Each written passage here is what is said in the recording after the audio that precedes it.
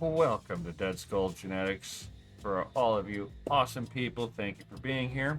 We got a great bean to bean to harvest episode going for you guys. This will be season 1, episode 4. We are going to split episode 4 into two separate videos. I believe that I need to address two things, right? One, I'm not setting up a flower pot for the very first time right now. I'm actually amending. So, and I want to show you guys what I'm doing from start to finish. But I do recognize that there'll be some of you newer people out there that are starting your journey indoor growing for the very first time. And some of you guys, you have no idea about growing. You've heard some buzz terms like, living soil or hydroponics.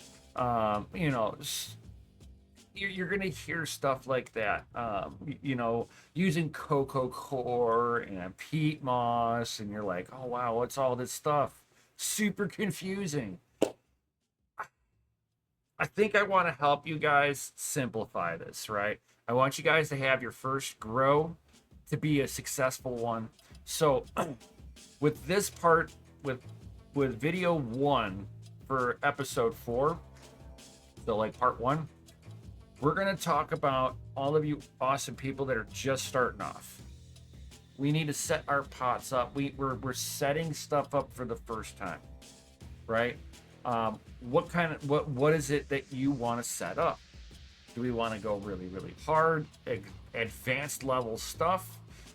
Or do we want to start off as simple as possible? What do I mean by that? My allergies are so bad right now. So what do I mean by this? You can do things, like I said, hydroponics. What is that? What is hydroponics? I mean, we all understand what it is to grow in dirt. You can go outside. Everything is in dirt. That's so that is another way to look at that is it's not just dirt. That's soil, living soil, terroir. These are kind of other terminologies for what you're seeing outside. Some people tell you dirt's something that you get underneath your fingernails. Out there, you got soil. And I mostly agree with that. I mean, the fundamentals behind it is 100% correct. So what do we want to do here? We want to grow, but we don't want to be super advanced on this stuff. When you're doing super advanced growing, you're setting yourself up for a lot of little failures. Again, I want you guys to be successful if it's your first grow. Let's do this the easy way. And I find it a lot of home growers, we tend to steer away from the big complicated grows. We don't do this for a living. This is a hobby. Let's be real about it. It's a full-blown hobby. Unless you want to really be fiddling with everything a lot. The worst thing that you're going to want, you're going to stay, the first thing you're going to want to stay away from, if you don't want to be fiddling with, is hydroponics. So this is a deep water culture. So in the 5-gallon buckets, basically as everything's growing, you've got an air pump in there, similar to what you would use in a fish pump, right? So there's your oxygen, because we know we need food, water, and oxygen in the roots, right? So that's what this is basically giving. Growing like this is no different than growing at one of the big cultivators. This is basically a variation of what they do at the big grow facilities. You've got them growing in water with synthetic nutrients, lots of flood and drain systems on there where they flood the root zones, let it dry out, flood it again, let it dry out. These all add complications, and the biggest thing that you're going to have an issue with is that with the amount of water that you're going to have here, it's going to promote molds and mildews and stuff that you do not want to be introducing into any grow. It doesn't matter what it is that you're growing, whether it's from peppers to cannabis. You do not want to be sitting there and growing with a ton of water, especially if you cannot 100% control environment. We want to keep this stuff, again, as simple as possible. This is not the simplest way of doing things. Sure, you can get some explosive results out of it if you're willing to go through all the trouble of learning how to do hydroponics. Again, I want to keep this simple for you. This is not simple. Another thing that you'll hear people doing is rock wool, right? Rock wool. It's a soilless media, so it's non-soil, right? And it's rock wool, so we know it's basically volcanic rock blown into insulation. This is basically insulation, but it's a particular insulation that it doesn't have any bacterias, any funguses in there from new, right? And you're basically growing hydroponics. So you'll see these like little Rockwell plugs for like starter plugs. You'll see people, oh yeah, start your seeds in this. I say myself, I stay away from it. It's a personal preference at this point. I don't think that I need to be utilizing household insulation, in my opinion, to be growing in. If you want that stuff, you're basically growing the same way that the from the trash you're getting at the dispensaries. There's no difference. So this is something that I too would recommend you to stay away from, because you've got to have your waterings on point. You can't let these rock wool cubes dry back too much, otherwise they don't take water, they're garbage. You know, especially if you've been pushing some nutrients in there and it's got a little salts in there.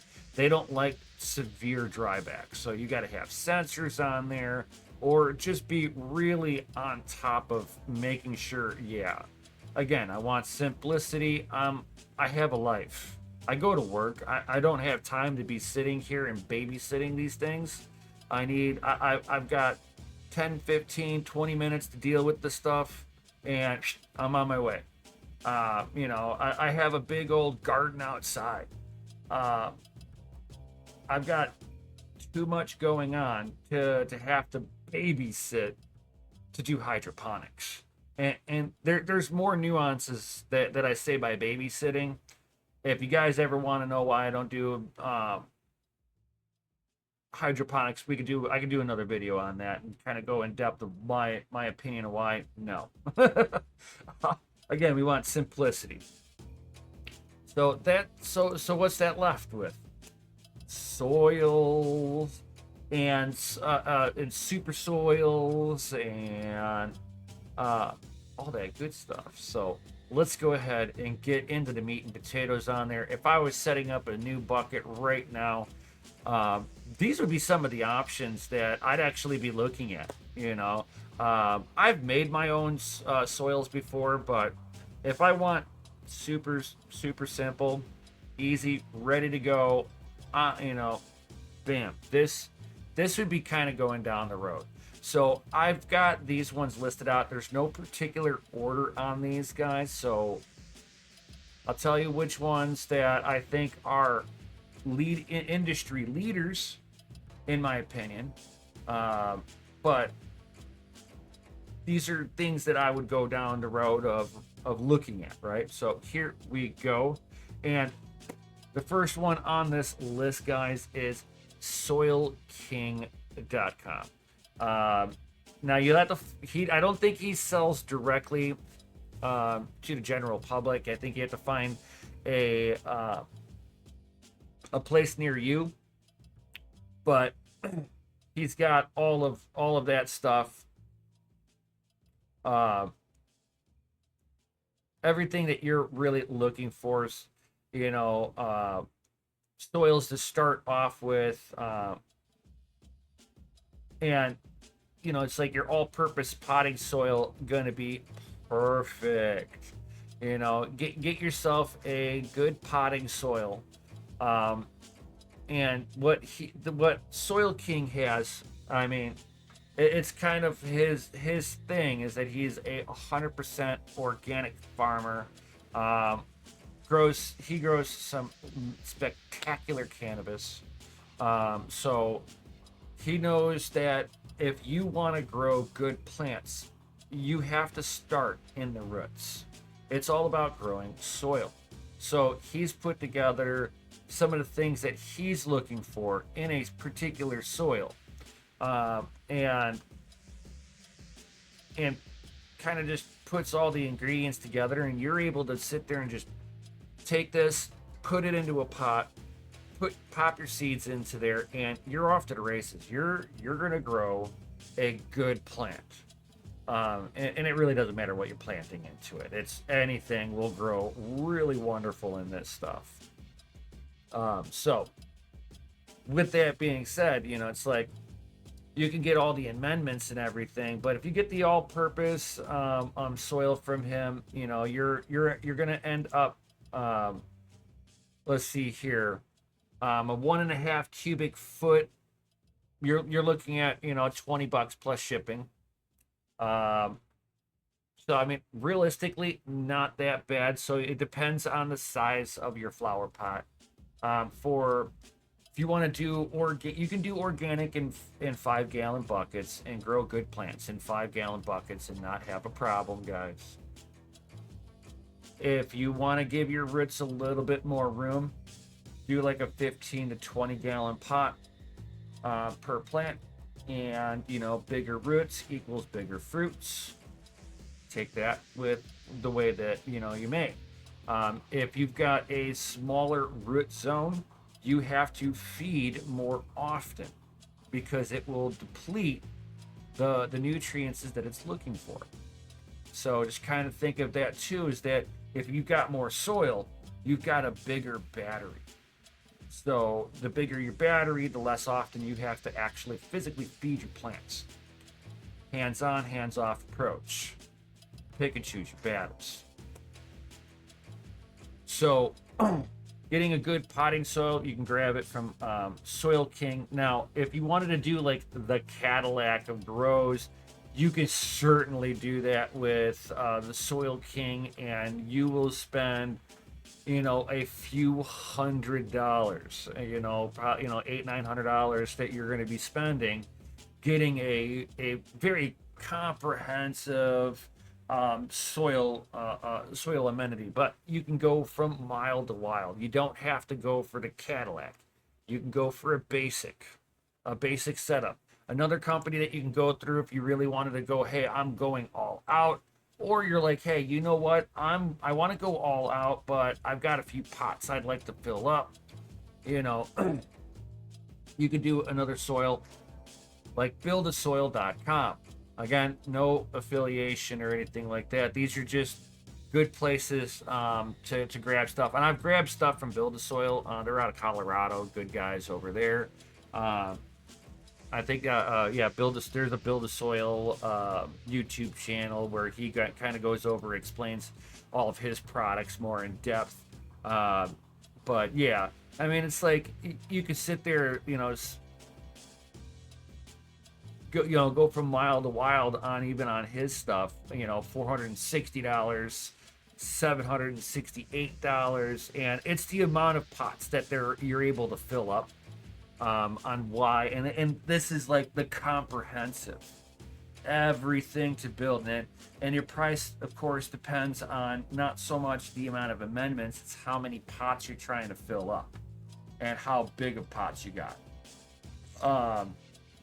I think the one for almost $800, I think that one is for the 30 gallons. So you got 30 gallons worth of soil. I think that's how that one breaks down. Let me go ahead. This way I can definitively say what the size of this was for. Or did he say? I remember seeing it in his in one of his videos. He was explaining. I think it filled up like a 30 gallon. Okay, here you go. 18 cubic feet of soil is what it's actually giving. It's 18 cubic feet of everything you're gonna need for the Cladamus Cooks, legendary soil building, which you're almost $800 for 18 cubic feet. So you can see how you can go from mile to mile. Now, do you need to go down this route? No. It's like it's if you want to go down and you want to make creme de la creme, top 1%, and this is not your first rodeo, sure. Your first rip, no. Sure, this is gonna give you a wonderful chance, but you're only as good as how often you end up drowning your plants with water. I call it pouring the love on. Most people fail, or they don't get an understanding of feeding regimens, watering regimens, probably until like 4 or 5 good grows under your belt, and then you're like, oh, I can ignore these plants if I want to, especially when you're in soil. You go into start dealing with the hydroponic, you're like, oh god, I got to deal with them. Oh god, I got to go deal with them. Oh god, I got to go deal with them. No, and when you're dealing with soil, you can be like, ah, I'll deal with them tomorrow. They're fine. You peep at it. You're like, the leaves are still pointing up. I can mess with them until tomorrow. That's all you're doing. You're just waiting until the leaves just go from praying to droopy. Praying to droopy. And we'll go over what all that means too in other videos. But for the basics of this, do you need to go down this route of spending, $800 to set up for 18 cubic feet worth of soil? No, absolutely not. I don't recommend anyone ever to do anything like that. I'm just gonna say that right off the rip, okay? But I also say get what you can get around you. Now, some of these options you can grab directly offline. Some of these options you can go through Amazon. Some of these you're going to have to grab it. You can grab it locally. Another one that you guys can grab. It's what the commercial farmers grab, and it's not horrible. You're going to have to feed it a little bit more often until because it's not a super soil. It's just a commercial soil media that people do utilize. Again, you'll just have to add your fertilizations to it. It's only got so much nutrients packed into it because it's not a super soil and it's not a living soil. But you're looking at something like HP Pro Mix, which it's just a soil media, and you're looking at $54 for that. And again, remember I showed you that Soil King, you can get one for $20 plus shipping, which if you think about shipping, figure in at least another $10, so you're at least 40 $30-$40. So I mean, I look at it as being pretty comparable still in pricing, but from the Soil King there's going to be more nutrients in there than the HP Pro Mix long term. Without this is, again, that's made for commercial farmers. It is not a living soil. It just has some nutrients is in there, enough for most of the time they're looking at just getting them to sprout, grow pretty decent, and get them into the fields, or get them sold on to people like me and you for whatever plants they're growing in, whether it's tomatoes, cucumbers, whatever it is. A lot of times they're using an HP Pro Mix. So does it mean it's bad? No.